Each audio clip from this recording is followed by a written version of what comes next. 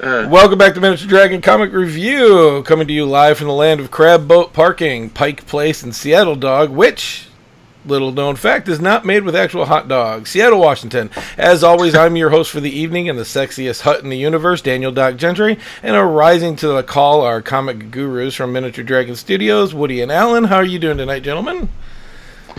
Alan's doing good, but Alex is here. I put Alan? No, I have Alex. I'm just misspeaking tonight. Oh. I'm on a roll. It's okay. Hi, everybody. Hello, Dr. Nick. Hey. What do you say we get rolling? See what we can get accomplished tonight, huh? I say that sounds good. All right, let's flip over. I might do this out of order because I didn't talk to you beforehand, but Alias number 1. Alias, yes. So, Jessica Jones just came out on Netflix, I think a couple weeks ago now. So I thought it might be fun to go back and look at her first appearance in Marvel Comics, which is an odd comic book for Marvel because it's not PG-13. It came out of what they called the Marvel Max Initiative, which was an attempt to make adult-oriented comics. The Punisher, and there was several other titles that also were within the Max. They did a Wolverine and I think a Daredevil as well. It definitely has a feel of, by the way, parents non-family friendly comic book that we're talking about here, but it sure. almost felt to me like they were going a little bit over, like trying to push harder than they really needed to make the comic book. Do you guys disagree with that? If you know that writer, it wouldn't surprise you. Yeah, I don't. but I can definitely see your point of view, Doc. Yeah, there was definitely a feel of, from the opening of the book and some of the scenes within, without getting into spoiler territory, where I could definitely see your point of view about like how they were definitely pushing some of that, definitely not the mouse-friendly, family-friendly kind of situation there. Well, I mean, you could have kept it adult theme. I'm not saying that take that part out, but it just seemed like they went above and beyond and gave tidbits that did not need to happen. And it was one of those, I don't know, I don't like story for the sake of story kind of things. Well, it was part of an experiment with adult-oriented content, which I think it's telling that Marvel didn't keep doing it. The Max line was short-lived, but I from what I understand historically, it was done at a time when Marvel was in serious trouble, and I think it might have been just before the Disney buyout. I'm not sure on the timeline of it, but they had basically got rid of a bunch of people at the top, brought in a new executive from an indie company, I think Malibu, and then he of course brought in all these indie creators that he knew, and started handing out the projects to them, and it was just it was a big hit at the time, particularly Alias, and certainly helped bring a lot of attention back into Marvel. As far as like Alias number 1, I actually really enjoyed the story. I don't know if I'd want to keep reading it, but just as like a one-shot story, I thought it was a pretty solid introduction to a character, and the hook at the end where as a detective and she ends up discovering the secret identity of Captain America, like as a hook to keep you interested enough to check out the second issue. I thought that was pretty solid. It's a nice ethical quandary for a character. So within that first episode, one thing that should be said is that she's a private investigator. And I thought that was an interesting twist of going from I'm a spandex-wearing superhero to the reasons within the comic book goes into detail of why she quits. Yeah. And she becomes a private investigator, and like what you said, Woody, she stumbles across Captain America. Well, it's an interesting point because that's the kind of thing that would happen in that world, and in the comic book version, she is part of the Marvel universe, and she's more entrenched in a superhero culture than she is in the TV show. So the TV show, in a lot of respects, does kind of stand on its own, even though it's part of like the Defenders arc. But in this case, she's literally running around with the Avengers, like in that environment, and has history with these people. So it's it's the same basic character from the show. So if you like the show, you'll probably like this book. But at the same time, it does kind of stand in its own territory. It definitely has a unique art form, and what I mean by that is a lot of the comic is drawn like comics, and then there's the board Jessica Jones, which took this like turn into like glossing over, blacking out the eyes, not moving. I thought it was unique. It's not. I like different. You guys know that about me, but it was not something that would draw me in. The story is unique enough, like you were talking about. The character itself is very unique as well. Like you talk about the TV show crossover or even this comic book, it definitely dwells on that whole trying to be a regular person while having superpower kind of things. I like the comic. Don't get me wrong, but the Captain America ending kind of thing did not draw me into this. I want more feeling personally. I think if you're going to check out the series, it would be better to just buy the whole trade paperback rather than the first issue, because again, like if it doesn't hook you, and it's a pretty hard edge. If you're looking for just a fun time, this might not be the book. But if you're looking for something like gritty, definitely. But I think it probably would be a better idea to probably pop for the whole trade, because then you're in for the first 4 or 5 issues, and you get more of the story. Right. And from what I know of what's coming, you get more into her backstory. And they get into this issue with the Purple Man, who was played by David Tennant, and it develops it a lot more. This was just a hook to get you started, and you basically just get a taste of the character, and you get to find out what kind of cases she's on, and then you're on to the next issue.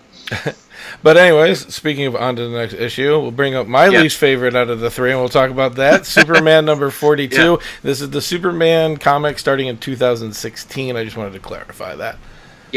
Yeah, the new one for Rebirth. Yeah, in this series, what they're doing, which is unique from ages past, is Superman. This version of Superman had been depowered somewhat recently, and as a result, was able to get Lois Lane pregnant. And so they have a half human, half Kryptonian son, and most of the story focuses on the new Superboy, Jonathan Kent. And so that's actually something which I haven't read any of those stories yet, and I was surprised how entertaining that aspect of the story would be. But then, there's the part that Doc didn't like, was where they ended up experiencing Bizarro World. And I don't necessarily disagree. I felt reading somebody's internal monologue where everything was flipped to be rather tiring. Just read through that. What do you think, Alex? I like the art. That's about the only thing that I could say that was. I think it would have been an interesting, like during the animated run series during the '90s. It would have been a great little thing to watch. Sure. But besides that, I think Doc, you had some potentially good notes on how much you enjoyed it. I do, and I'll be honest right off the bat, not my favorite in these 3, and it is just what it is. I'm not saying this is a bad comic book, and I never would say that. I didn't enjoy it personally. That doesn't mean the next person won't. My thoughts were, first off, just like you said, from the comic books that I've read about Superman, even recent past, the art in this is way better than it has been. It definitely drew me into the story a little bit more. It had a beautiful tone to it, even though it was doing this inner backwards monologue thing.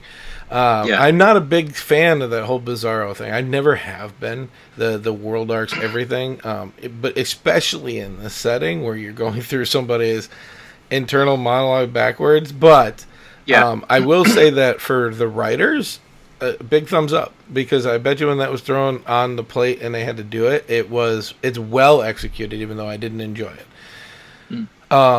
But you're asking the wrong guy. The Superman comics to me have been, I've never enjoyed them. I don't like the overpowered Superman, and the if you want to ask me questions about Superman, the one I get most into is who's more overpowered, him or Flash. So that's kind of digressing just a little bit. Alex and I have played a ton of like the Palladium RPG system, and we've done a lot of the Heroes Limited. And one of the things I did like about their game system is that the superheroes are not the godlike level of power. Like the strongest you're going to get is probably about 14,000 pounds, and that's like if you really are pushing for a super strength character. But it's like, I do find it's kind of like why I think I personally prefer the Marvel characters, because you do have your super powerful characters like Thor and the Hulk and so forth, but the characters aren't generally not presented in godlike proportions like the DC characters. DC characters tend to be presented as infallible people, and whereas Marvel characters are more flawed, and more of them have power levels which are more street level. I can definitely agree with that kind of statement of perspective-wise. Like, DC has kind of like this modern myth kind of feel to it. Like, This is our generation of gods. This is our mythos of, like, these ideal people that are more of concepts than actual individuals. And the things that they're dealing with is the morals and ethics of this generation or the time that they come out. Yeah. Whereas Marvel, in a lot of respects, has stories and the individuals that are dealing with the fact of, like, this is a substitution for, like, sexism, racism, various other isms that, society is dealing with. And how that these people are trying to function not as only powered individuals, but like a society that, is reflected to what's going on with the current times. Yeah. Like the original X-Men span was a great example of that. We should do that sometime. We do have a request right now from one of our fans. Hi, Woody, Internet just peoples. throw it in there. They want to see some Spawn comics, so we'll get there sometime or something like it. That's unique. I like it. But just moving on, we'll get to our du jour. We have time at the end to talk about it, but you know me, I'm a time crunch guy. Which is the Danger Club. Oh yes, okay. Volumes 1 and 2. So yes, that is a book. That is a damn good book. It's funny. I actually don't know what Alex thinks of this because we've certainly talked about it before. But like this is, I would say this is probably one of the greatest superhero comics I've ever read, in my opinion. And it certainly would put it up there with Watchmen or anything else. Dark Knight Returns. It basically deals with a world where the main heroic archetype heroes are gone. Something happened to them, and now the world is facing an endgame crisis, and the sidekicks are the ones that have to deal with it. And it's interesting when the junior heroes have to step up, and they're having to deal with some pretty hardcore stuff. This is definitely a rated R book.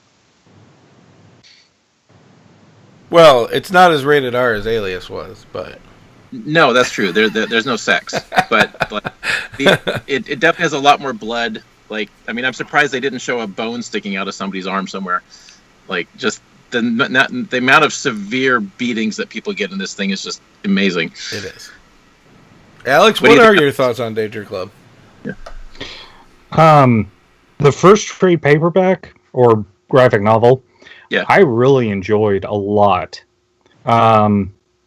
When the biggest problem that I had with it is I think I got really feeling like it was going to follow a book that I really didn't like, Deathmatch. And I did not like that book, Deathmatch. I loved it. It was the twist in the ending of Deathmatch.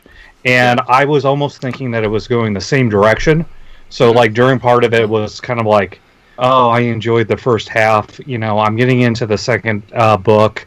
I'm not going to like it. I'm not liking it. I'm looking at some similarities. And then thought it was like, all right. Better than what Deathmatch did. I just I'm trying not to get into spoiler territory. That's the problem. Well, let's save Deathmatch for later because it's definitely on my list to review down the line. But yay! I know. Sorry. Well, I will say that I mean, like, by the end of the story, it definitely gets into just like it comes down to the super cool epic fight. but there were a lot of twists at the end. It definitely went in some directions when I first read it that did surprise me, and it does get a bit over the top to some extent, of course, but it's, oh my god, the execution of it, like what I like about it is like a lot of these stories they create characters which they don't have to get into the backstory too much because they already fit an archetype that you're familiar with. Like the main character in the book is basically Robin, and so you don't necessarily have to like get into his backstory so much because you know what the Robin character is. Like you kind of get it, but it's like how he has to execute the saving the world and maneuver all these pieces I really enjoyed the whole thing, how it came together at the end. It was one of those things where it felt like it came together organically for me, not like it was just set up to win. Well, I don't know. I mean, it's like I get what you're saying, but it did feel kind of like, by the grace of the chosen one of the story, this is the only one that's able to actually defeat the monster that was never able to be defeated in the past. But because of the power of love and magic, that he's able to do it, and no one else was. I think it was the power of eugenics and bad parenting. Yeah. Yeah. I was going to mention that too, but you did talk about like how it organically formed. Like he knew what was going to happen, but it's because of what happened. Like it definitely was the Robin to the Batman thinking he knew everything, like he was going to die. This story would happen if Batman was setting up Robin for Batman to die from cancer or something. Definitely kind of that feel. That's an interesting point, Doc. It just makes me think of like, what if this book was initially a pitch to DC, and maybe they just didn't get in and went, well, we have this great story, let's make our own IP and go forward with it. Yeah. No, go ahead, Woody. You were going to say something. Well, I just want to say, like the basic flaw of the way comics are right now is especially the superheroes with Marvel and DC. They tend to get they're kind of corporate, right? And the characters are valuable. Wolverine, of course, was never going to die permanently because he's too valuable as a character. And eventually, it just loses in any weight. And the thing about stories like this that I like, where it's in a self-contained universe. It fits the classic archetypes you're familiar with, but the characters are new. The story can have stakes, and people can die, and you don't know if your main character is going to make it to the end. And you could not tell that story at Marvel or DC, because even if they don't make it to the end, it's temporary. And in this case, everybody could have died, and like. There were character deaths in this story, and there were surprise returns and reveals and whatever. But it's like the story had weight and it had stakes, and not everybody made it to the end, and I like that. But on that, that's where it had the feel of X-Men for me. And I remember when I started reading comic books when I was younger, I loved X-Men because bad guys became good guys became bad. Mm-hmm. Good guys lost, bad guys were misunderstood. In fact, one of the story arcs, you were like, am I rooting for the right side with this explanation that they're giving? And it was unique in that, you're right, after a while they wouldn't kill off Wolverine, but originally when it came out, people were reading it, there was a lot of talks about the whole Wolverine character and like just nixing that whole set, because believe it or not, Wolverine was not the character back then. It is today, but it wasn't back then. It's unique. It definitely is a unique story, and this did have the X-Men feel to it. You were right, I enjoyed it, but I don't think I would continue. I tried to read this. I would try to read this if it was a comic book, but I definitely would not go out of my way to read this one, even though it was fun and unique. I didn't have any. There wasn't any. I didn't have any pull. I didn't have any character love. I didn't have enough. The story was extremely well written. You have this slightly confusing start because you don't know about this world. It's brand new. Here it is, and they're trying to explain it, but they're not at the same time. And they wrap it up and wrote it very well. They keep you informed as things go, and you get enough information to understand that part of it. I agree with that. Like, it did feel like there was tidbits that the information that was coming out was enough of like, okay, this is truly a world that has dealt with superheroes for the last multiple decades. Like, one part that I really liked was what happened to Japan. Oh yeah. It got micronized opposed to the atomic bomb dropping on it. And that's how World War II got ended in this particular world. And I really liked the fact that it felt like it was enough of like, here, I'm not shoehorning in, I'm not pounding it in, I'm not like browbeating you with all this information. But this world truly felt like, okay, the superheroes did stuff, and the world wasn't just basically ours with this very slightly coded level of superheroes that really don't do anything to alter the landscape. And that's been one of my biggest problems with a lot of other superhero books is like, well, why wouldn't the world change? You know, there's these godlike people that do things. Okay, then why do these events still happen the way that they do? Well, because you're lazy and you don't want to do your history work. The Temple of Doom theory. Well, take Indiana Jones out of Indiana Jones and the Temple of Doom. It's exactly the same movie, just without Indiana Jones. Well, that's actually one of the key flaws I think in the storytelling. With Alex really got into something there because, like, if you have a world where Hank Pym, Tony Stark, and Reed Richards exist, we should already have colonized Mars, and you know the comic book worlds tend to have to like almost artificially emulate real life, and you know this is a world where those changes were allowed to occur, and it isn't the same world because it is a world where super genius heroes exist, and the changes that would occur to a place like that have occurred. No, yeah, you guys are hitting this right on the head, and I agree. You missed one thing when you're talking about Tony Stark and Reed Richards and colonizing Mars was because because Black Panther would have stopped them because they would have just turned that into a war machine and destroyed everybody. So sorry, that's my shot at the last one. If you haven't heard it from the Black Panther annual, it was one of my. I didn't like that one because of the way it started, but it was a great comic book. Please read it. It is definitely a good read. I'm not trying to shoot down anybody. You guys know me. Everybody have something. But, I mean, you guys talk about the story. I wish that there was something more to this. And what I mean by that is I wish there was a comic series about the superheroes up to this point. So that I would have been more invested in the world. And then kill all the superheroes. Let that be the last comic before this graphic novel series. Would have been incredible. It would have blown me away. No, I think I get you. Cool. Yeah, because that would have been that level of, like in a good role-playing game, there's an invested interest that basically you have with not only you as a storyteller, but your players.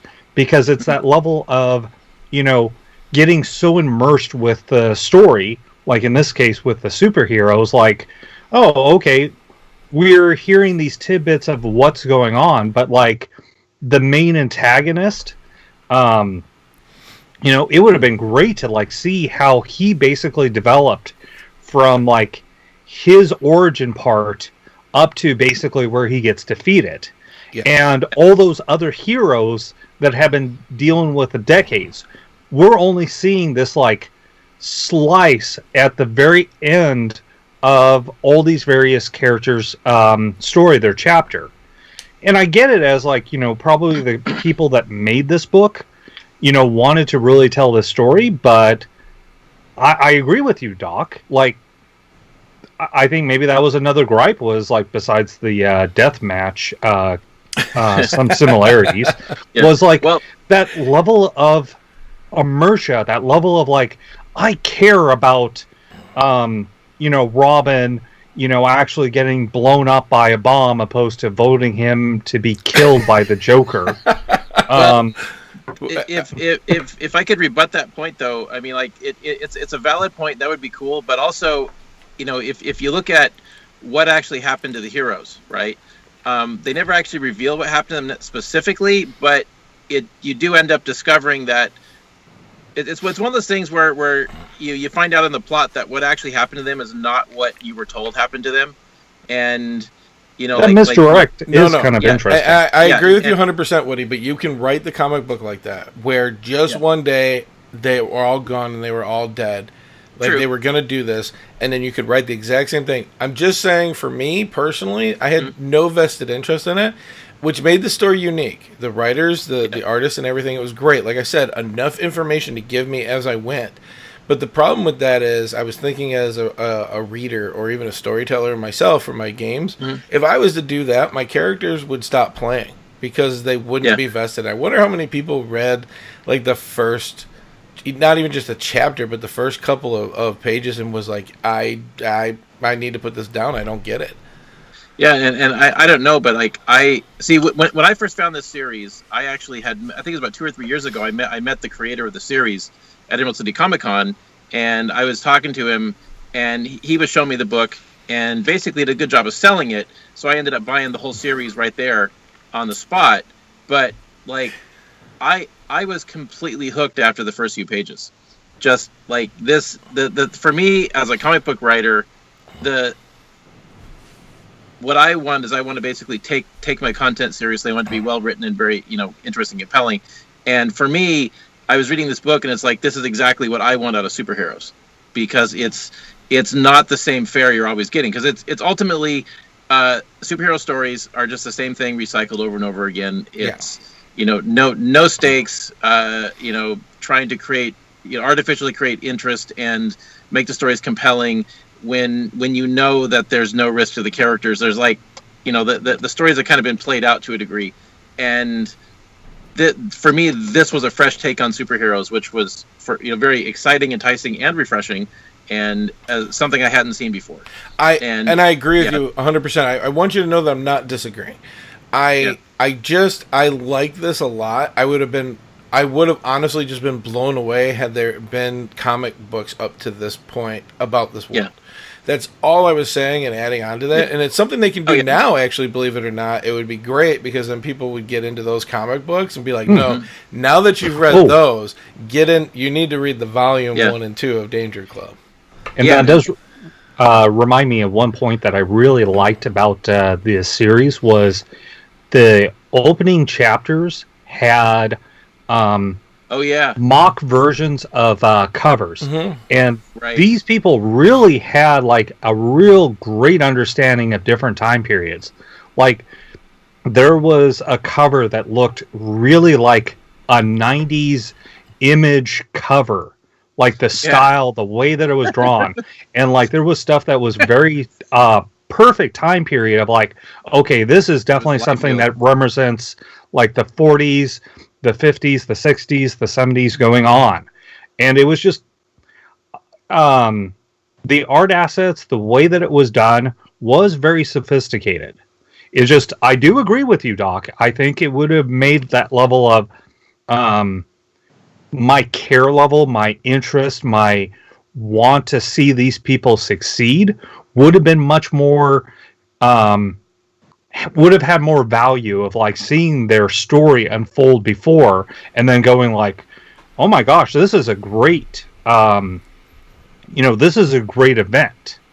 And all I'm saying is if you did a story where, and just to use characters that everybody knows, let's say Robin, it's Robin, Superboy, just that's what I'm saying. These characters, all of a sudden, the superheroes are gone, and there's a story about how they're dead.